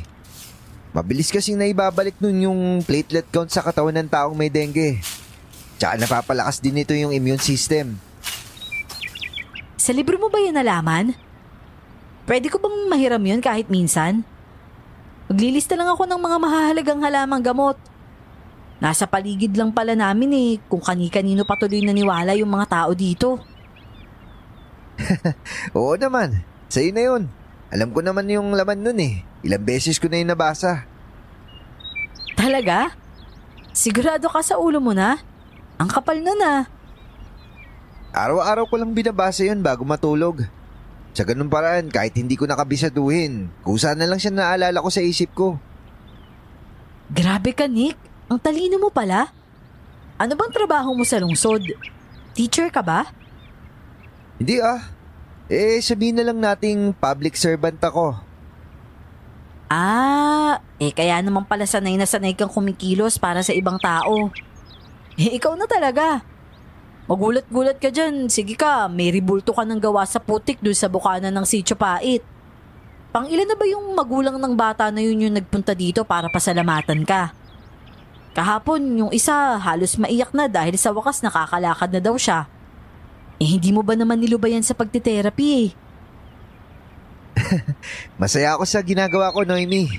Masaya ako makatulong sa ibang tao. Ikaw na pala yung pumalit sa akin. Di tama nga yung chismis. May palihim na sumusulot sa mga pasyente ko. Hindi ka rin naman bida-bida, no? Nakarami ka na ba, ha? Oh, Lawin, ikaw pala. Teka, paano ka nakapunta dyan? Minamanmanan mo ba kami mula sa likod ng bahay ko? Tigilan mo ang ginagawa mo kung ayaw mong pagsisihan. Pare naman, pasensya ka na ha. Wala naman akong ginagawa. Binabahagi ko lang sa kanila yung nalalaman ko kasi napansin ko. Marami namang gamot sa paligid nila eh. Di lang nila alam. Hindi mo talaga ako naintindihan. Tanga ka siguro, no? Hindi Wala ka naman pinapaliwanag eh. Paano ko naman maintindihan yun? Ano yun? Hulaan ko yung nasa isip mo? Bakit? Babae ka ba? Abay, bastos ka talaga! O sige, ganito na lang. Magkita tayo sa bahay ko. Bibigyan kita ng magandang offer. Sa palagay ko naman, kapag pinagsaman natin yung mga nalalaman natin, mas makakabuti pa para sa lugar na to. Nako, baka hindi tayo magkasundo. Di kasi ako naniningil ng kahit ano eh. Bukal sa loob ko yung pagtulong. Hindi ko kailangan ng kapalit nun. May problema ba dito? Abay, Lawin. Napagawi ka dito. Manggagamot ka na ba ulit? Baka sa susunod na linggo na ho. Di pa naman nadadala yung mga tao dito eh. Wala pa ding umaamin sa pangingialam ng alaga ko. Nako, paano kaya yon? Ang dami na yatang nangangailangan sa serbisyo mo, Lawin. Magtiis muna sila ngayon, Mang Manuel. Magtiis muna sila sa mga herbal na hindi naman talaga epektibo. Ang totoo nga niyan nilalaso na nga sila paunti-unti. Masaya pa din nilang nilalaklak yung mga gamot na yon. Alam mong hindi totoo yung sinasabi mo. Yung mga herbal ang pinakasafe na gamot. Tsaka pati ba naman yung mga tao dito paniniwalain mo sa kasinungalingan? Pero isang nakakakilabot ng ngisi lang ang isinagot niya sa akin. Saka siya tuluyang umalis. Ngisi yun na alam kong may gagawin siyang pagtatraidor. Hindi man niya sabihin, pero may ideya na ako sa binabalak niya. Ganun ako kabilis maghinala at magduda sa isang tao. Hindi lang kasi ako sa salita bumabase. Inuobserbahan ko ultimo yung body language nila. Kaya bago pa kumilos si Lawin, ginawa ko na din ang part ko nun. Inabisuhan ko na ang mga taong alam kong umiinom ng mga herbal na suhestyon ko. Ang hindi ko alam, simula na pala yun ang delubyo. Hanggang ngayon kapag naaalala ko, sinisisi ko pa din ang sarili ko. Alam ko namang walang mali sa mga ginawa ko. Pero kung hindi siguro ako nakialam, baka hindi dinamay ng halimaw na yon ang mga inosenteng tao. Sa loob lang ng isang gabi, ilang buhay ang nalagas. Nick, iho! Nandiyan ka pa ba? Lumabas ka dito at dalian mo! Lola, bakit ho? Ang aga-aga pa po ano ho man nangyari? Tsaka anong ginagawa nila dito? Bilisan mo! Tulungan mo sila! Baka may magagawa ka pa daw. Yung mga bata, matitigas na at baka wala na daw buhay. Mula sa pintuan, Kitang-kita ko ang itsura ng mga kabataang nakahandusay sa loob ng bakuran ni na Lola Andeng. Kahit nanlalambot ay pinilit kong makalapit doon para pulsuhan sila isa-isa. Pero wala na talaga. Matigas pa sila sa bato at kasing lamig na ng yelo. Sa tansya ko, kagabi pa namatay ang mga batang yon. Nakanganga sila at dilat na dilat din ang mga mata. Napuno ng palahaw at iyakan ang umagang yon. Nasa 5 hanggang 7 bata kasi ang naroroon. Nakikiusap ang mga magulang nila sa akin na buhayin ko daw ang mga anak nila. Iling at iyak lang ang naisagot ko. Hindi ako Diyos, hindi ko yun magagawa. Dahil doon, isang tatay ang bigla na lang nagsalita na wala daw pala akong kwenta. Nawala daw talaga akong malasakit sa mga batang yon. Silawin na lang daw ang lalapitan nila. Magmamakaawa sila. Pakikiusap na tulungan sila. Pipigilan ko pa sana sila, pero pinigilan na din ako ni Noemi. Bagamat hilam din ng luha ang mga mata, sumenya siya ng iling sa akin noon. Alam niyo bang ganyan na ganyan yung naging pagkamatay ng anak ni Kapitan? Ang ibig sabihin, iisa lang ang may gawa nito. At hindi siya natatakot pumatay na mas marami. Ngayon, hindi ko sasabihin huwag kayo magluksa. Pero kung uunahin niyo mag-emosyonal sa oras na to, baka hindi lang sila yung mamamatay. Baka sumunod pa ang ilan sa atin. Pwedeng kaanak niyo ulit o iba pang pamilya natin. Bakit hindi niyo sila hayaan lumapit sa akin, Mang Manuel? Hindi ako huwad na manggagamot. At sinisiguro ko sa inyo lahat na kaya kong buhayin ng batang yan. Pero bago ko gawin yon, ayoko nang lalapit pa sa akin yung lalaking yan. Palayasin niyo yan sa sityo at hindi na pwedeng bumalik pa! Ano sinasabi mo? Sino ka para palayasin ako dito? Ako? Ako lang naman yung bubuhay sa mga batang yan. Ano? Hindi niya pa siya palalayasin? Sige! Magtagal tayo na tuluyang mamatay ang mga batang yan! Maghunos dili ka, Lawin! Kay lahat! Kahit irespeto nyo na lang yung pagiging magkapit-bahay natin sa loob ng napakahabang panahon. Bayad na ni Nick ang hanggang 4 na buwan sa bahay ko. At wala din ako may babalik na kahit na magkano sa kanya. Pero huwag kayo mag-alala. Ako na mismo yung maghatid sa kanya palabas sa lugar na ito. Sa oras na maubos niya ang mga buwan na bayad siya. Kailan ba siya matatapos, Mang Manuel? May 2 buwan at kalahati pa siyang natitira. Kung gayon, sige. Pero ayoko makikita ang pakalat-kalat yan lalaking yan dito. Huwag niyo siyang palalabasin sa bakuran niyo. Talian niyo kung kinakailangan. Matinding insulto ang inabot ko mula sa demonyong nilalang na yon. Pero dahil wala akong ebidensyang maipapakita sa mga tao na nagpapatunay ng totoong katauhan ni Lawin, alam ko na mahihirapan akong kuhanin ng tiwala at simpatya nila. Nang tumalikod si Lawin ay agad na nagsisunod sa kanya yung mga tao. Kanina lang ay nasa bakura namin. Hindi ko alam ang gagawin ko noon. Wala akong magawa kung hindi ang kuyumi ng kamao at isuntok yon ng isuntok sa lapag. Naiintindihan ka namin, Nick. Pero wala tayong magagawa. Mga tao na ang nagdesisyon. At mas marami silang dihamak kumpara sa atin. Sarado na din ang utak nila. Hindi na natin sila mapipilit. Gagawa ako ng paraan para maglantad ng katauhan niya si Lawin sa harapan mismo ng mga tagasunod niya. Pero ang inaalala ko lang ngayon, yung mga bata, patay na talaga sila, Noemi. Paano pa kaya sila mabubuhay? Teka, hindi kaya... Diyos ko, nasa panganib yung mga bata. Nick, kumalma ka muna, please naman. Sinabi na nating patay yung mga bata. Desisyon na ng mga magulang nila ang sumunod at maniwala kay Lawin. Hindi mo na sila mapipigilan sa bagay na yon, iyo. Pero, Lolo Manuel... Hindi natin kontrolado ang mga yon, iho. May sarili silang utak. Mabuti pa'y tara na sa loob. Magkape ka na lang, ha? Tingnan mo nga yung kamao mo. Nagdurugo na. Ikaw naman kasi kung bakit ka naman nakikipag-away sa lupa. Tama si mga tatang ko.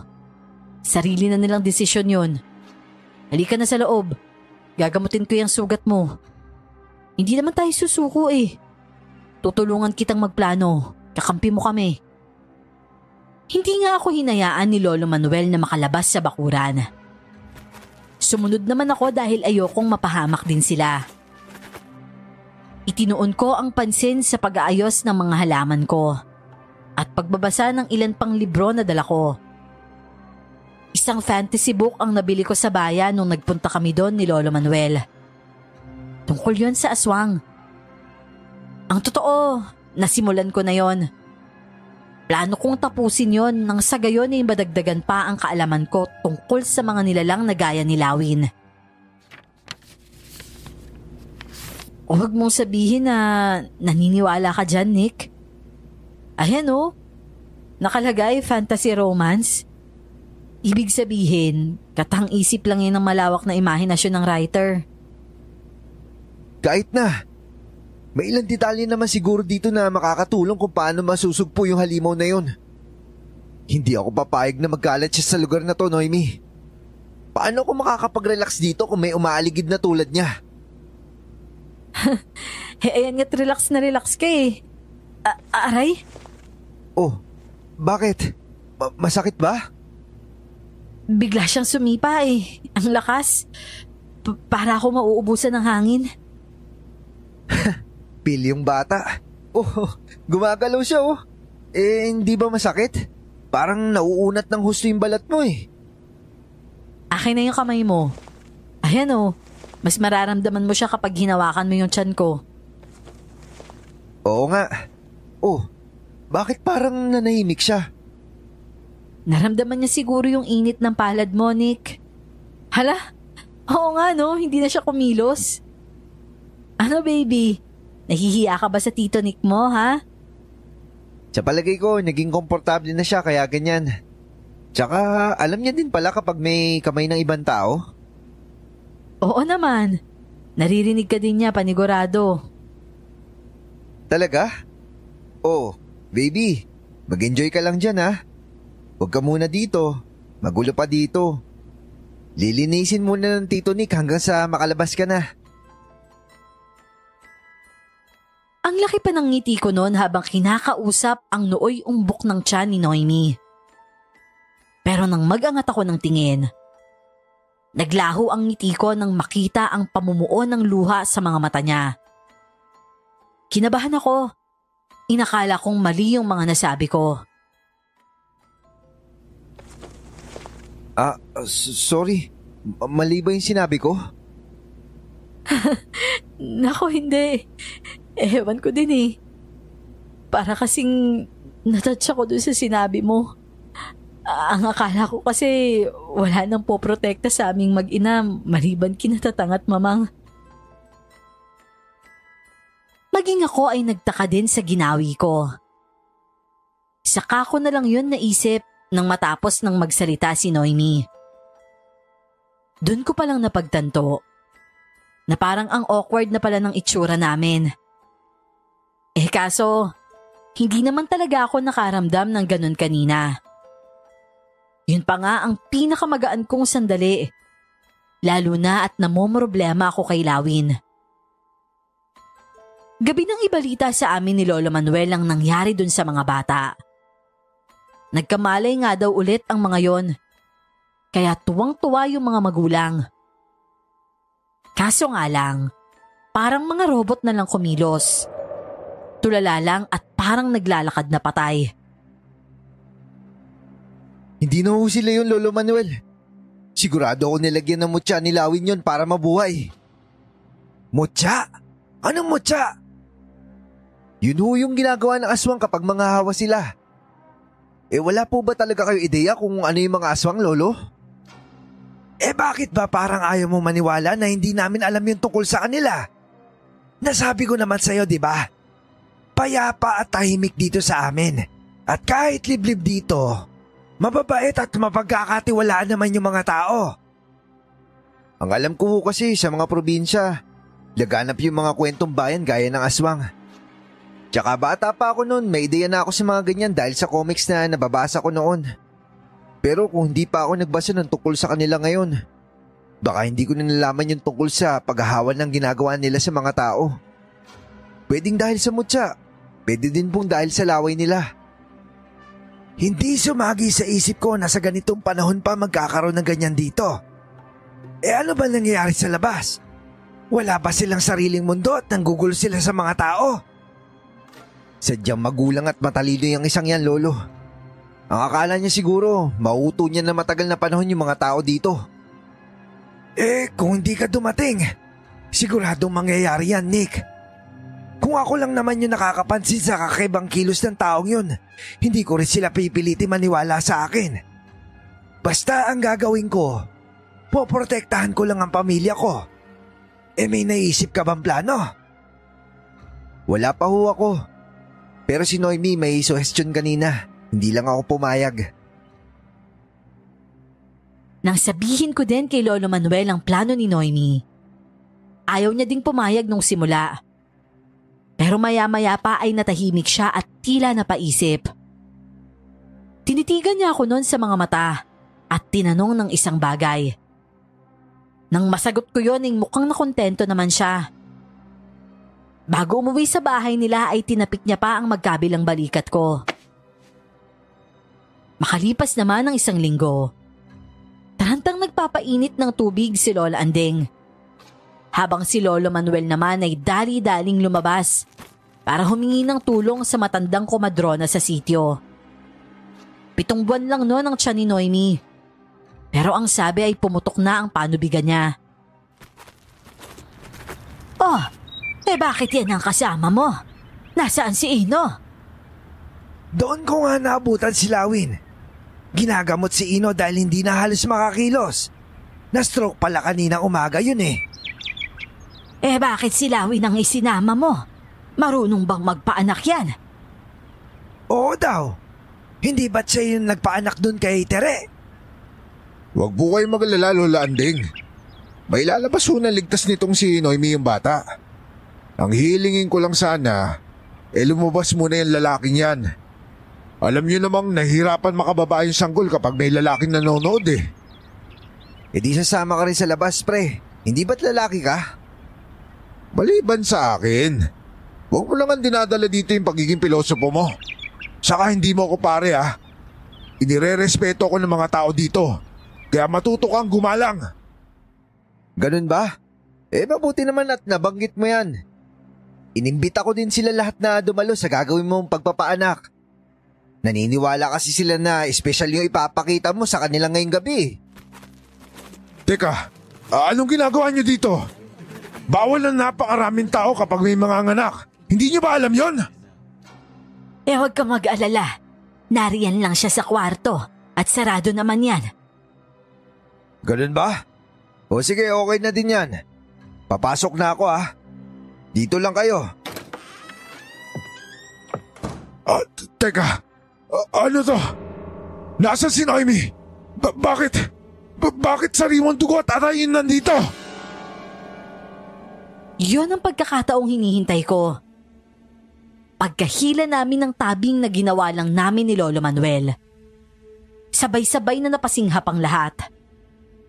Nasaksihan nila kung paanong nilalantakan ni Lawin ang atay at halos gawing tubig ang dugo. Pampalakas ko to. Ito yung nagbibigay ng kapangyarihan sa akin para patuloy ko kayong magamot.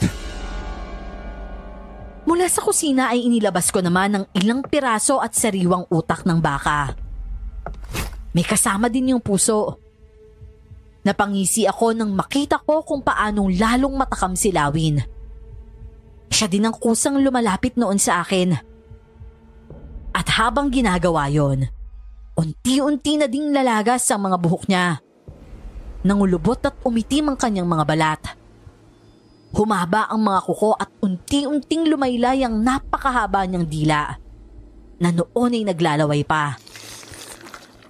May isang lalaki ang tila nagising at sumigaw ng aswang. Pero parang hindi na nakikinig ang halimaw. Tutok na tutok siya noon sa utak na hawak ko. Hindi ko inaasahan na napakabilis niya palang kumilos. Para siyang butiki na kumapit sa kung saan-saan.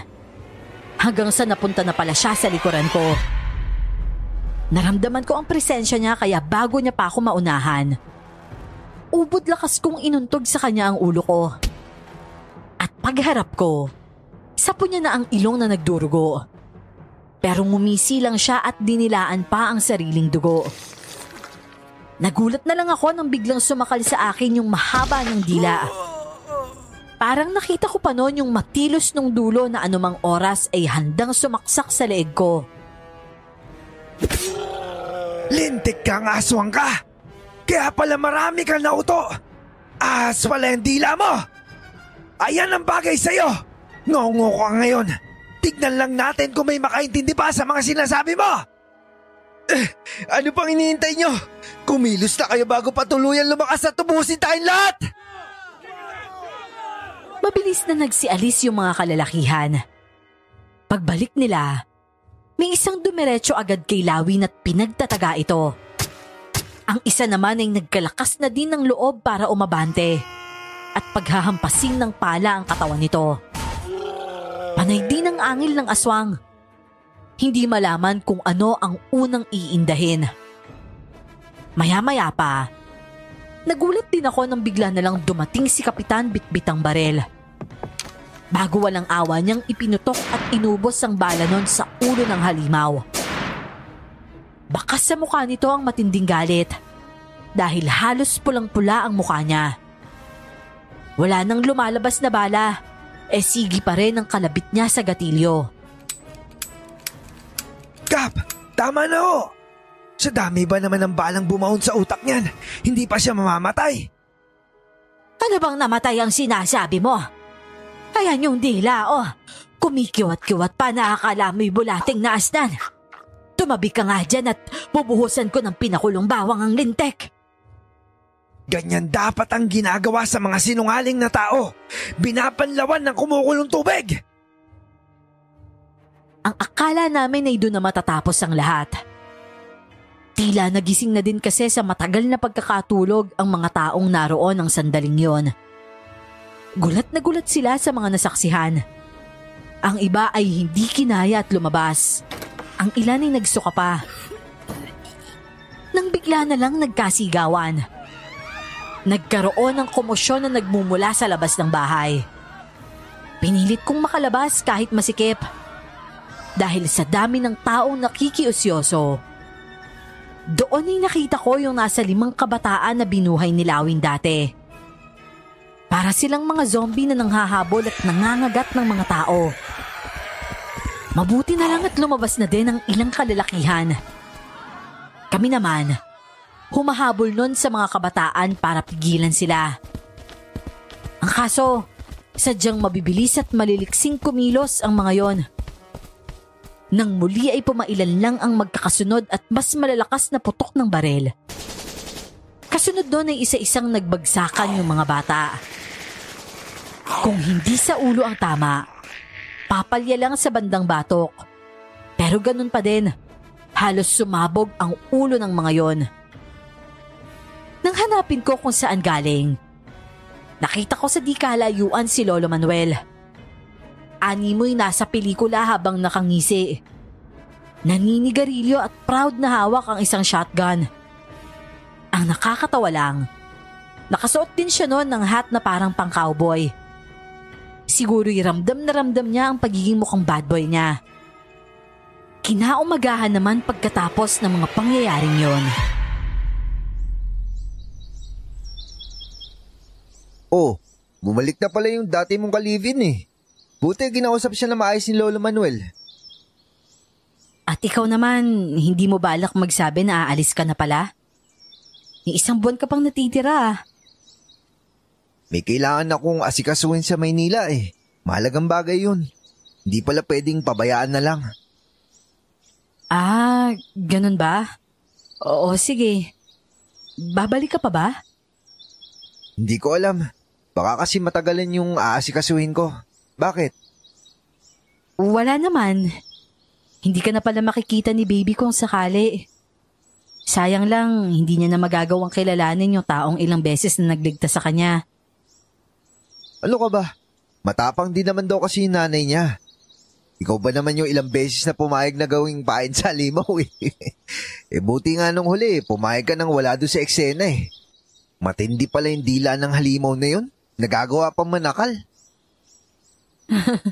Kung alam mo lang kung gaano ako na-bored dun sa kwarto mo ng oras na yon. Narealize ko nga lang na tama yung desisyon mo nung lumabas na yung mga bata. Grabe no, kahit sino kinakagat nila. Kaya nga eh, mabuti na lang hindi pala sila nakakahawa. Tsaka saktong-sakto lang din yung dating na ambulansya nun. Akala ko hindi ako pagbibigyan ng mga yun eh. Nang tawagin na siya nung Elias, malungkot siyang ngumiti sa akin at tumayo na. Pilit ng ngiti naman ang ibinigay ko nun sa kanya. Hindi totoong manganganak na siya. Palabas lang namin yon para mahuli si Lawin. Si Noemi din ang may pakana nun. Mabuti na lang at hindi kami sumablay. Maaga kinabukasan ang nakatakdang alis ko pabalik sa Maynila. Pakiramdam ko nga nun, tamang-tama lang ang desisyon ko. Dahil kung sakaling magtatagal pa ako doon, hindi ko rin siguro ma-enjoy na panoorin si Noemi kasama ang boyfriend niya. Nagpiyansa ako noon habang nililitis ang kaso ko. Hindi ako nawalan ng pag-asa na lalabas ang katotohanan at mababawi kong muli ang dignidad ko. Pagkatapos kasi na nangyari sa Sitio Pait, napagtanto ko na napakahalaga ang role ko sa lipunan bilang isang doktor. Kung bakit napakaraming tao sa probinsya ang kumakapit sa mga peking manggagamot. Yun ay dahil walang available na tulad ko sa mga lugar nila. Paano mo nagawa sa akin to, Elvira? Pinagkatiwalaan kita! Dapat lang sa'yo yan, Nick. Masyado ka nang naging balakid sa buhay ko. Una, binigyan kita ng chance na manatili sa posisyon mo. Basta't tatanggapin mo ko bilang nobya mo. Pero ano? Halos isampal mo sa akin na hindi mo ko gusto. Yun yung totoo. Hindi kita gusto at hindi kita mahal. Kaibigan lang naman talaga yung tingin ko sa iyo eh. Ang mabuti pa, Elvira, umamin ka na sa ginawa mo. Mahanap ko din yung nurse na inapahan mo para magpaabot ng reseta sa pamilyang yon.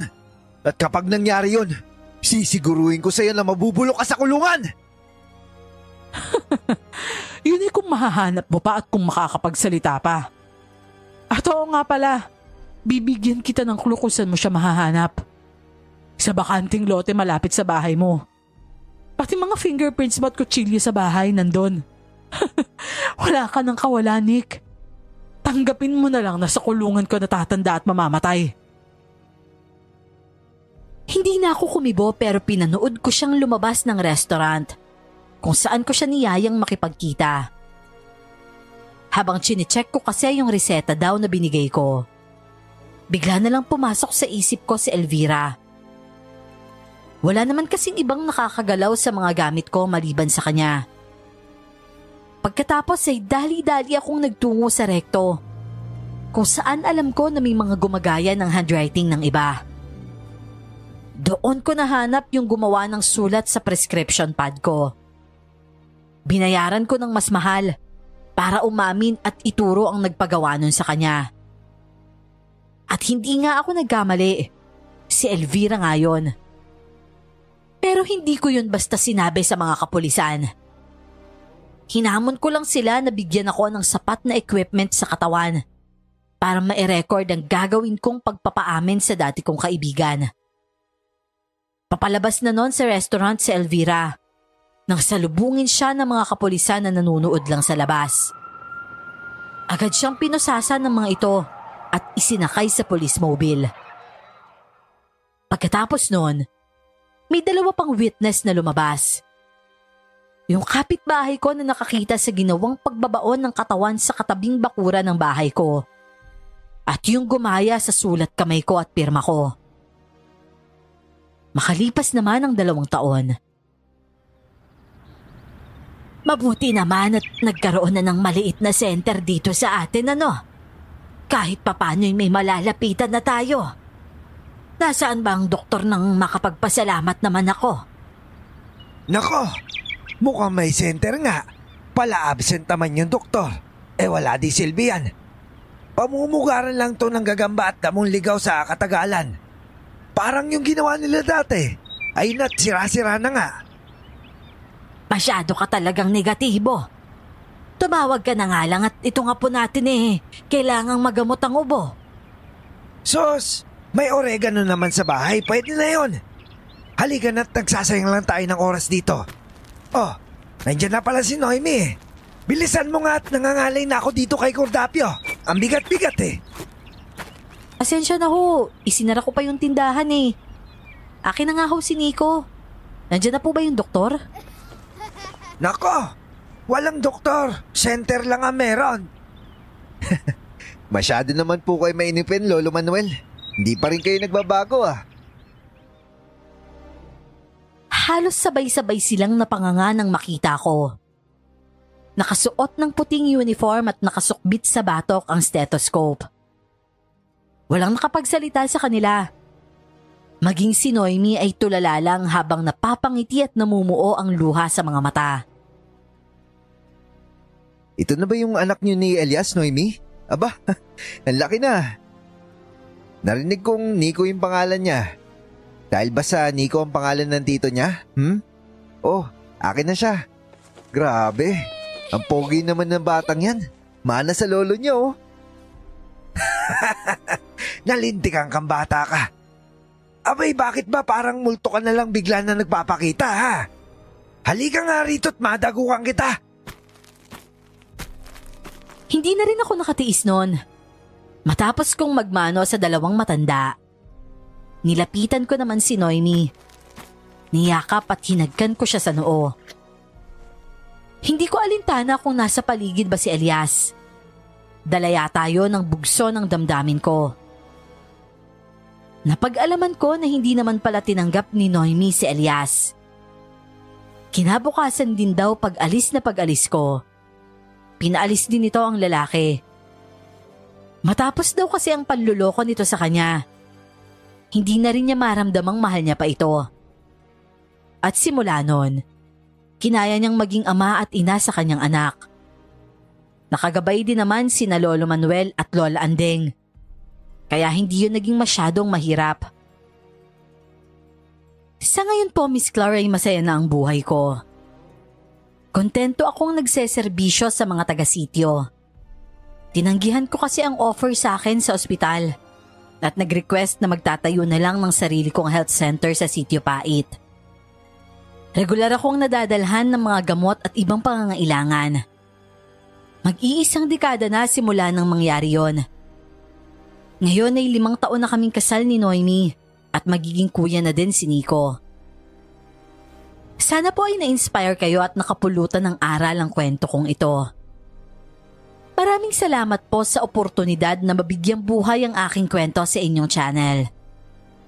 God bless po at naway lumawak pa ang naaabot ng inyong mga kwento. Ako po muli ito, si Doc Nicolas ng Sitio Pait. Lubos na nagpapasalamat.